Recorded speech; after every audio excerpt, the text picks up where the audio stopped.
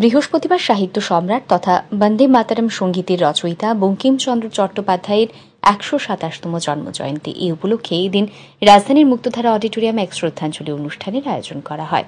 এই অনুষ্ঠানে প্রধান অতিথি হিসেবে উপস্থিত ছিলেন রাজ্যের ক্রীড়া, যুব কল্যাণ এবং সমাজ কল্যাণ দপ্তরের মন্ত্রী টিঙ্কু রায় সহ অন্যান্যরা। অনুষ্ঠানের শুরুতেই কথা সাহিত্যিক বঙ্কিমচন্দ্র চট্টোপাধ্যায়ের প্রতিকৃতিতে পুষ্পার্ঘ্য অর্পণ করেন উপস্থিত অতিথিরা। অনুষ্ঠানে বক্তব্য রাখতে গিয়ে ক্রীড়া, সমাজ কল্যাণ এবং সমাজ শিক্ষা দপ্তরের মন্ত্রী টিঙ্কু রায় বলেন, বঙ্কিমচন্দ্র চট্টোপাধ্যায়ের লেখা তখনকার সময় খুবই প্রাসঙ্গিক এবং প্রয়োজন ছিল।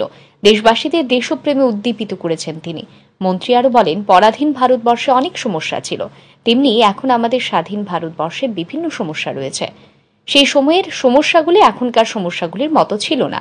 আজ ব্রিটিশদের বিরুদ্ধে লড়াই নেই, কারণ আমরা স্বাধীন দেশের নাগরিক। কিন্তু আজকের লড়াই এইচআইভির বিরুদ্ধে, ড্রাগসের বিরুদ্ধে, এই সমস্ত সামাজিক ব্যাধির বিরুদ্ধে লড়াইয়ে সামিল হতে ছাত্র, যুবক, মহিলাদের এগিয়ে আসার আহ্বান জানান তিনি। সেখানে একটা ভয়ানক স্থিতিতে আমাদের রাজ্য এসে দাঁড়িয়েছে। আমরা একসময় উত্তর পূর্বাঞ্চলের মধ্যে মণিপুরকে বলতাম যে সেখানে এইচআইভির সংখ্যা বেশি, কিন্তু আমরা দেখছি আমাদের রাজ্যেও ছেলে মেয়েদের মধ্যে, স্কুল স্টুডেন্টদের মধ্যে একটা বড় সংখ্যা এইচআইভির পজিটিভ বেরিয়ে আসছে, যাদেরকে যখনই আমরা স্ক্রিনিং করছি।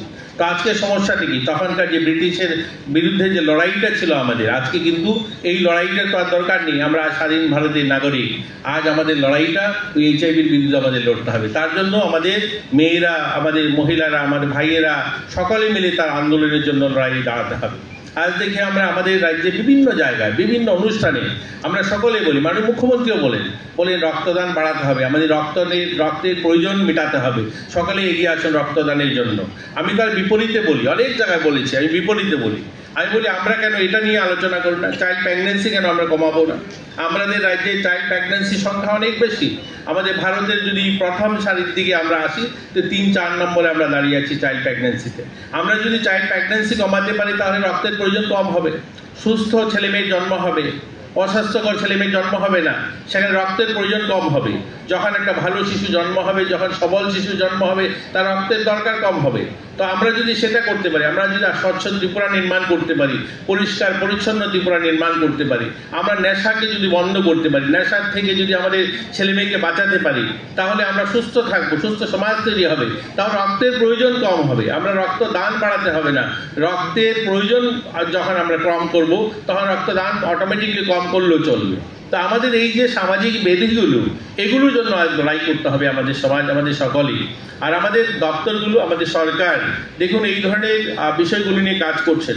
আমি আমার আলোচনা খুব সংক্ষেপে করার চেষ্টা করব। এই শ্রদ্ধাঞ্জলি অনুষ্ঠানে বিশিষ্ট জনেরাও বক্তব্য রাখেন। তারা তাদের বক্তব্যে সাহিত্য সম্রাট বঙ্কিমচন্দ্র চট্টোপাধ্যায়ের বিভিন্ন দিকগুলি তুলে ধরেন। Bureau report, RE news.